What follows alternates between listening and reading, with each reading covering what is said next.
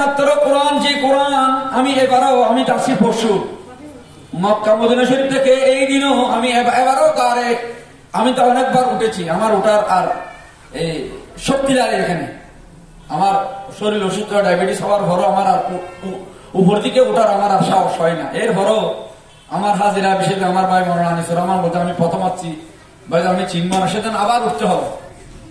যে জায়গার মধ্যে আপনি গেলে আপনার অন্তরটা এমনি প্রশান্ত প্রসারিত হয়ে যায়, যেই জায়গার মধ্যে, যেই পাহাড়ের মধ্যে আল্লাহ শুধু পাহাড় অনেক কিছু সৃষ্টি করেছেন, কিন্তু দুনিয়ার মধ্যে দুইটি পাহাড়ের ব্যাপারে হাদিসের মধ্যে স্পষ্ট এসেছে। একটা হচ্ছে মক্কাতুল মুকাররমার মধ্যে জবলে নূর, যে পাহাড়ের মধ্যে আল্লাহর কোরআন নাজিল হয়েছে, এই পাহাড়কে আল্লাহর রাসূল নূর হিসেবে আখ্যায়িত করেছেন। এই পাহাড়টা কিন্তু রাত্রে জ্বলে, অন্য পাহাড় অন্ধকার।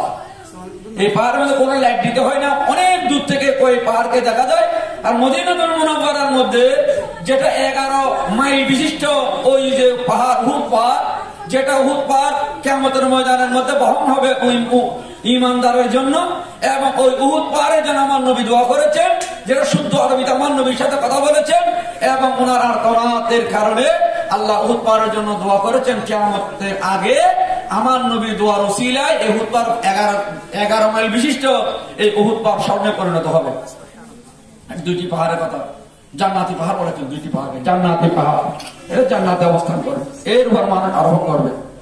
আমি বলতে যে নূর, যেখানে আল্লাহ সর্বপ্রথম আমার নবীর উপর কোরআন শরীফ নাজিল করেছেন, ইকরা বিসমি রাব্বিকাল্লাযী খালাক, এই আয়াত কেন যেখানে শুরুয়াত করেছেন, যেখানে হযরত ইমাম মালায়েকা জিবরিল আলাইহিস সালাম তশরীফ এনেছেন, আমার নবীর সাথে সিনে মুবারক লাগিয়েছেন এক মুসাল্লার শুধু জায়গা, এই মুসাল্লার মধ্যে শুধু 1-2 রাকাত নামাজ পড়ার জন্য, এখানে চুমা দেওয়ার জন্য হাজার হাজার মানুষ 2-2.5 ঘন্টা অতিক্রম করে উঠতেছে শুধু ওই জায়গার বরকত হাসিল করার জন্য।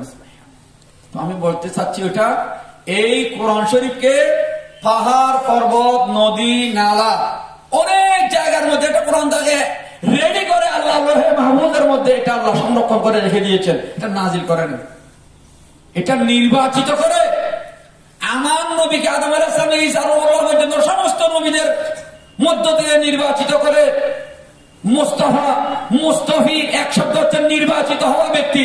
আমার নবীকে নির্বাচিত করে আল্লাহর প্রিয় রাসূলকে আল্লাহর মনোনীত করে আমার নবীর উপরে কোরআন শরীফ নাযিল করেছেন, যেটা পৃথিবীর জমিনের মধ্যে শ্রেষ্ঠ কিতাব, মুসলমান মিল্লাতের জন্য ইসলামিক গাইডলাইন যাকে বলা হয়।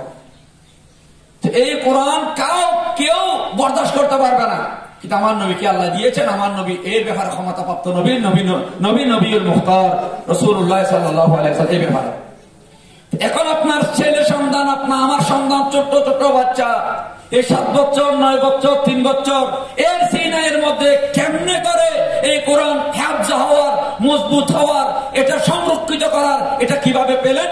আপনারা সবাই শুকরিয়া আদায় করতে হবে। আজকে মাহফিল থেকে রহমতুল লিল আলামিন নামে এই মাদ্রাসা দিয়েছেন, এই জন্য আমি এখান থেকে এটা বলতেছি, এটা রহমতুল লিল আলামিন, নবী দু জাহান শফিউল মুজনবিন আকা মুস্তাফা রাসূলুল্লাহ রাসূল সাল্লাল্লাহু আলাইহি ওয়াসাল্লামের উসিলায় আল্লাহ আপনার আমার ছেলের অন্তরের মধ্যে এই কোরআন শরীফ নাজিল হওয়ার জন্য, এই কোরআন শরীফ সংরক্ষণ করার জন্য একটা ব্যবস্থা করে দিয়েছেন।